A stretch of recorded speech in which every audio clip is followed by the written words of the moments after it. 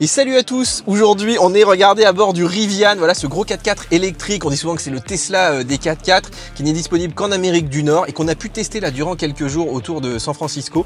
Alors je vous ai déjà fait une présentation du véhicule complète, je vous la remets en fiche, mais je voulais vous faire une vidéo vraiment dédiée au système puisque j'ai été assez bluffé quand on voit les systèmes voilà, de BMW, de Mercedes qui sont encore à des années-lumière de ça, alors que ici c'est une petite start-up américaine qui a réussi à faire quasiment l'équivalent du système de Tesla. Bon, c'est pas un hasard, tous les ingénieurs viennent de Tesla et d'Apple, mais franchement j'ai été bluffé. Donc les amis, c'est parti. Alors on commence avec cet écran sous le volant qui est très pratique, Tesla n'en a que sur le très haut de gamme avec, alors on peut pas le personnaliser, sur la partie gauche ce sera toujours la cartographie, donc qui est très détaillé, vraiment le niveau de qualité est génial et surtout ça permet d'avoir autre chose ici que la carte. Par exemple là vous êtes en train de vous garer, vous avez encore la carte qui s'affiche. Au centre on a, je vais vous mettre des images, mais pendant la conduite c'est tout ce qui est information de conduite semi-autonome, donc par exemple une représentation 3D de l'environnement avec 3-4 voies de circulation, c'est hyper bien fait, ça distingue les camions, des vélos, des motos, des voitures évidemment. Et puis sur la partie droite, c'est toutes les infos de vitesse, lecture de panneaux, etc. Quand vous activez la conduite semi-autonome. Et puis regardez ici, on a toutes les infos de batterie, le pourcentage, l'estimation en kilomètres, la hauteur de châssis aussi. Donc il y a vraiment tout ce qu'il faut sur cet écran. Et regardez, il est quand même assez visible, même si on a une position de conduite assez haute. Alors on passe à l'écran principal qui fait à peu près 15 pouces, mais regardez il est un petit peu plus étalé que chez Tesla, mais sinon c'est le même genre de dalle et surtout le même genre de disposition. En fait ils n'ont pas essayé de réinventer la roue, ils ont tout simplement copié ce qui marchait chez Tesla. Donc là vous avez les réglages de clim sur les côtés, pour le passager aussi quand vous avez la clim qui est désynchronisée. Vous avez des raccourcis ici pour les sièges ventilés, pour le dégivrage. Là on a tous les réglages de la voiture, je vais vous les détailler. Évidemment, beaucoup de place pour la cartographie. Vous voyez que la définition est super bonne. On a vraiment une très très belle carte ici. Sur la partie haute, là vous pouvez verrouiller la voiture en un clic, hyper pratique. Vous pouvez aussi, donc ça c'est les différents conducteurs. Ici, on a tout ce qui est porte de garage. Donc ça c'est très américain pour l'instant. On a les appels à Alexa qui est vraiment l'assistant vocal intégré à la voiture. Les petites notifications éventuelles. Là c'est l'accès rapide à tout ce qui est électrique. Donc vous voyez tout ce qui est prise électrique, niveau de batterie également. Alors je vous montre un petit peu la cartographie qui est vraiment très bien faite. En fait elle me rappelle beaucoup Tesla. Même moi je préfère le graphisme ici, je le trouve très sympa. Et surtout par défaut il vous affiche toujours les bornes. Et vous voyez s'il y a des grosses icônes, c'est très agréable. Vous avez le réseau de charge donc pour chaque borne. Donc là, ici, par exemple, j'ai programmé pour aller donc à ce chargeur de Palo Alto, 6 kW. Donc il me dit que c'est du charge point. Mais vous pouvez aussi filtrer. Par exemple, si je veux du fast, vous pouvez filtrer sur les networks, Tesla, etc., Electrify America. Et vous voyez que là, si j'ai mis du très fast, par exemple ici, ça doit être une borne. Voilà, charge point, et là on a donc 29 chargeurs disponibles, 125 kW maximum. Puis vous voyez le graphisme, le design. On a évidemment la vue donc avec Google, donc là aussi très réactif, très détaillé. Vous pouvez zoomer, dézoomer sans trop de soucis. Vous pouvez pas forcément afficher les chargeurs. Alors il y a pas mal de préférences aussi, le volume de la navigation. Vous pouvez afficher en 2D, en 3D. Moi j'aime bien la 3D aussi, elle est très sympa ici, vous voyez. On a le trafic, bien sûr. On peut cleaner aussi l'historique. Donc vraiment très complet. Puis je vous le disais, ici, là, on a toujours la partie audio sur la droite. On a ici un rappel de la carto, plus toutes les infos de conduite semi-autonome. Donc vraiment quand on conduit, c'est hyper agréable comme affichage. Allez, on va se faire une petite planification d'itinéraire. On va aller à Las Vegas depuis Stanford. Donc regardez ici, il va vous calculer l'itinéraire. Alors pendant qu'il calcule, regardez, je vais vous montrer. Ici, on peut lui dire arrive avec tel pourcentage de batterie. Ça, on peut même pas le faire encore chez Tesla. On peut aussi choisir ses réseaux de charge. Ça non plus, on peut pas le faire chez Tesla. Donc Rivian a ses bornes, mais on peut l'utiliser aussi des bornes Tesla, Electrify America. Vous voyez que Tesla est même dans le système. Donc voilà, là je fais Use Always. Vous voyez ici, vous mettez les arrêts de charge. Donc vous avez ici, comme chez Tesla, tout simplement un petit résumé. Et puis quand vous arrivez aux bornes, vous avez les temps de charge. Là par exemple 21 minutes. Et puis regardez, il préchauffe la batterie aussi. Il vous le dit, là je préchauffe actuellement la batterie. Vous avez l'heure d'arrivée qui inclut donc les temps de charge. Donc vous voyez que c'est vraiment pas mal du tout en termes de planification d'itinéraire. Et surtout c'est assez fiable globalement, ce qui est pas toujours le cas chez les autres constructeurs. Vous voyez ici, ça c'est le résumé du trajet et on voit chaque petit chargeur. Par contre là, il me met pas Voilà, si je clique, il se passe rien. Alors regardez ici, vous avez des préférences donc par utilisateur. Vous pouvez régler par exemple le volant. En fait, ça utilise voilà les petits joysticks sur le volant. Ça c'est vraiment génial et c'est tout électrique. Regardez là, je peux baisser le volant. Là, je peux le mettre, l'éloigner ou pas. Et même chose pour les side mirrors, les rétroviseurs. Donc là aussi, regardez, je vais le faire en direct avec vous. Voilà. Et franchement, ces petits bitonios sont vraiment très quali. Il y a aussi des boutons ici gauche-droite, donc ça revient à peu près au même que chez Tesla. Ils ont juste changé un petit peu, mais ça c'est vraiment très très bien fini. On sent que ça va durer dans le temps. Alors la clim, elle est disponible en bas, aussi côté passager. Bon là j'ai pas de passager, donc il l'a pas mis. Ici on peut régler aussi tout ce qui est volant, siège chauffant, etc. Et regardez l'inspiration de Tesla. Alors c'est quasiment la même chose pour régler les flux d'air. Moi j'aime beaucoup, puis c'est très réactif aussi, donc vraiment pas mal. Vous avez effectivement le réglage auto. Vous voyez que c'est très simple. Les interfaces sont vraiment géniales. On peut activer, désactiver la synchronisation. On peut effectivement avoir aussi un mode chien. Donc là c'est inspiré de chez Tesla. Il y en a pas beaucoup chez la concurrence. Donc la clim très complet. Alors je vous montre la partie musique. Donc là on a la radio. Bon c'est assez vintage. Moi j'aime bien. Il y a des grosses icônes partout. Donc on peut naviguer assez facilement. Il y a aussi une intégration Spotify native. Donc ça c'est cool. Vous pouvez utiliser votre compte. Il y a aussi TuneIn pour tout ce qui est radio. Assez pratique aussi en voyage. On a Tidal si vous préférez la musique haute définition. Il y a l'assistant que je nommerai pas. Mais voilà qu'on peut appeler. Bon c'est du classique. Et puis vous avez évidemment la connexion Bluetooth. Mais c'est un peu comme chez Tesla. C'est hyper limité. On n'a pas CarPlay, on n'a pas Apple Music native par contre qu'on a chez Tesla. Donc voilà, l'intégration iPhone pour la musique, on va dire qu'elle est moyenne, mais bon, si vous avez déjà tout ça comme choix, à mon avis, c'est suffisant. Alors il y a un truc que j'aime bien, c'est l'intégration de la musique. Regardez, enfin Sylvia adore surtout puisque elle peut régler ici la musique et le son aussi de son côté. Donc ça c'est vraiment bien que le passager ait accès à ça puisque ici nous on peut le régler depuis les petites commandes ici au volant. Alors on passe à cet écran qui est en fait pour tous les réglages de châssis, de direction, de ESP, de suspension. Donc vous voyez ici on peut régler la suspension. Alors regardez ici. La voiture va monter en temps réel, donc ça c'est assez impressionnant. Évidemment ici il faut pas rouler trop vite, c'est vraiment plutôt pour le off-road, donc là on va se remettre en standard. Ici on a tout ce qui est dureté de la suspension, donc par défaut moi j'ai mis soft parce que stiff c'est vraiment très très dur. On a la regen aussi, donc par défaut pareil elle est on va dire assez standard, mais moi je préfère la regen très très forte. Ça c'est le contrôle de stabilité, vous pouvez désactiver tout ce qui est ESP et tout, mais bon voilà. Vous avez en fait différents modes, donc si vous êtes en off-road, là il va gérer tout pour vous.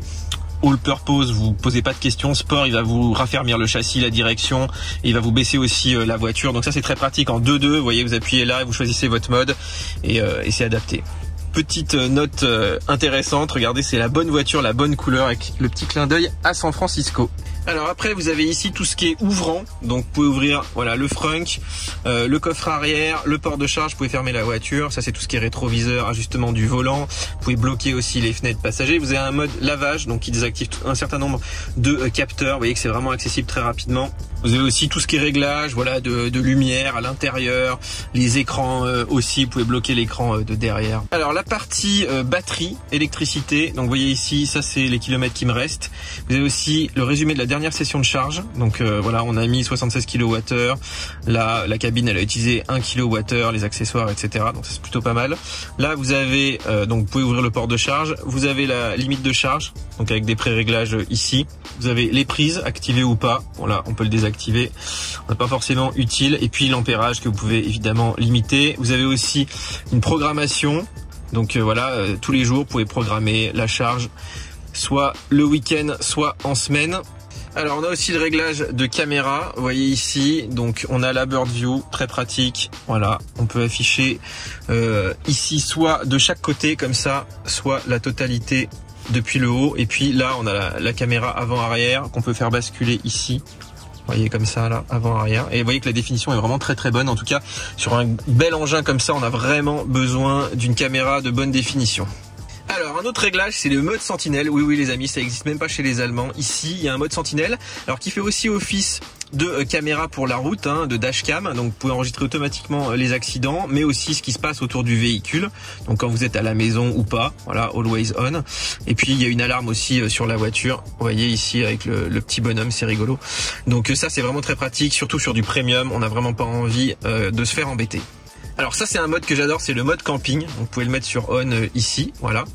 En fait ça permet de dormir dans la voiture, en gros, vous pouvez éteindre les écrans, voilà. Donc là regardez, unlock, Voilà, press break, donc là vous les avez de retour. Vous avez ici la possibilité d'allumer des lumières de part et d'autre de la voiture. Très pratique en camping, ça utilise bien sûr la batterie de la voiture. Ça c'est pour mettre le SUV droit, donc vraiment qu'il soit à plat tout simplement, hein, puisqu'on n'est jamais à plat, et surtout quand on est un petit peu dans la forêt. Ici c'est la gestion de l'énergie. Donc voilà, est-ce que vous voulez effectivement que l'énergie soit utilisée en permanence ou alors qu'il la préserve un petit peu. Et puis ici c'est au niveau des prises électriques, si vous voulez les allumer ou pas, la prise qui est dans le coffre. Ça c'est le V2L, hein, ça permet de sortir donc 1500 watts. Alors je vais finir avec les réglages du véhicule.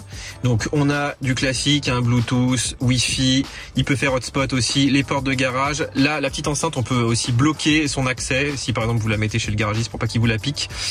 Vous avez aussi tous les réglages de véhicule. Alors ça c'est des réglages des ouvrants, bon on va dire assez classiques. Les réglages de proximité aussi. Voilà, si vous avez le téléphone à proximité par exemple, ou si vous avez la clé à proximité. Donc ça fonctionne quand même relativement bien. Est-ce que la voiture doit se reverrouiller ou pas? Est-ce que les rétroviseurs doivent se rabattre? Bref. Vous avez les préférences de conduite semi-autonome. Donc là c'est pareil, c'est vraiment on va dire hyper simple. C'est simplifié aussi. Est-ce que vous voulez des alertes de collision? Est-ce que vous voulez le freinage d'urgence? Est-ce que vous voulez effectivement qu'ils vous préviennent très vite quand vous changez de voie ou pas, ou le désactiver totalement? Plutôt des vibrations ou des sons? Si vous voulez le maintien de cap ou pas, vous pouvez l'avoir en permanence, ça c'est vraiment bien par rapport à Tesla. L'angle mort ici aussi, tout ce qui est préférence de parking, voilà. Les caméras automatiques qui se mettent en route quand vous êtes à petite vitesse ou quand vous avez des véhicules qui sont détectés à proximité. Vous pouvez régler évidemment vos unités, vous voyez que c'est tout prévu pour l'Europe. Ici on a des mises à jour et regardez, donc là on a la dernière version. Et vous voyez que on a tous les détails, c'est comme chez Tesla, on peut voir la dernière mise à jour, qu'est-ce qu'elle a apporté ou pas dans le véhicule. Ça c'est très inspiré, c'est très clair, moi j'aime beaucoup avoir ça. Ça c'est des préférences de service, si vous devez changer les essuie-glaces ou les roues, donc ça c'est un petit peu du classique, Tesla a ça également. Alors tout ce qui est phare et surtout ici le réglage de la petite bande de LED, vous voyez derrière et devant qui sont interactives en fonction voilà, du verrouillage de la voiture, de la charge aussi quand vous entrez dans le véhicule, donc on peut régler tout ça même sur le port de charge, c'est plutôt pas mal. Bon là il y a des applications, il n'y en a pas beaucoup. Vous voyez, HD Radio, Alexa, on a tout un tas de petits réglages. Les clés, donc la clé sur smartphone, la clé classique et les deux petites cartes. Ça c'est comme chez Tesla, ils ont vraiment tout recopié. Donc les trois fonctionnent, vous pouvez utiliser l'un ou l'autre ou tous en même temps. Et puis voilà, des préférences en termes de vie privée. Donc ça c'est un petit peu du classique. Vous voyez les third party, regardez, BlackBerry, Mapbox, OpenStreetMap. Ça c'est comme chez Tesla. Telanav. Il y en a quand même pas mal hein, qui collaborent ici. Tiger Data, Yelp aussi pour les points d'intérêt. Alors je voulais vous montrer ce petit menu puisque c'est le seul endroit où on voit effectivement la conso de la voiture. Donc là elle a déjà fait 2000 km et on est à 3 km par kilowattheure, ce qui doit faire à peu près du 30 kWh au 100. Donc voilà, moi c'est élevé hein, mais pour un SUV comme ça on va dire que c'est assez raisonnable. Donc là il a déjà utilisé, vous voyez il est vraiment tout jeune, hein, 2000 km et il a fait donc à peu près du 30 kWh au 100. On a utilisé 800 kWh et en fait il y a que ici où j'ai des données de conso, c'est un petit peu bizarre. Et puis on a aussi toutes les options, là par exemple le large pack de batterie, vous voyez. Donc il sait exactement quel modèle c'est directement ici depuis la console. Voilà, après on a accès au manuel, je pense que c'est un site web. Mais c'est assez complet, vous pouvez faire aussi des recherches, donc voilà, donc c'est un navigateur web. Voilà, alors pour conclure, c'est vrai qu'on n'a pas de CarPlay, on n'a pas de jeu non plus comme chez Tesla, mais on a un système qui est tout à fait comparable à celui d'Elon Musk, qui est très complet, qui est très fluide, très réactif, hein, notamment grâce à l'Unreal Engine. On a un très bon système de cartographie, aussi de planification d'itinéraire. Il y a déjà ce qu'il faut en termes de musique, même si on aimerait bien sûr voir arriver Apple Music. Et puis surtout, moi j'ai été impressionné de voir qu'une petite start-up comme ça arrive à développer un système aussi complet, aussi réactif et franchement très peu buggé, contrairement aux Allemands qui, avec des systèmes propriétaires, n'arrivent pas à la cheville effectivement de cet OS de Rivian. En tout cas, il y a des belles mises à jour déjà depuis le début, il y en a bien sûr à venir et moi j'ai vraiment hâte de vous faire découvrir ça en Europe. Alors pendant notre essai, on n'a pas pu tester l'application mobile, mais en fait tant mieux puisque une toute nouvelle version là est sortie justement au moment où on tourne cette vidéo. Et vous voyez que le design est vraiment très simple pour accéder par exemple à la clim, au niveau de batterie, à l'ouverture des portières également. Moi j'aime beaucoup ces gros icônes, ce look très épuré et surtout il y a quand même le plein de fonctionnalités. Vous voyez ici on peut fixer par exemple des limites de charge, on peut aussi programmer des charges à des heures particulières, régler l'ampérage également, ouvrir le coffre, les fenêtres à distance. On peut bien sûr accéder à tous les réglages de charge, mais aussi au mode camping, au mode chien.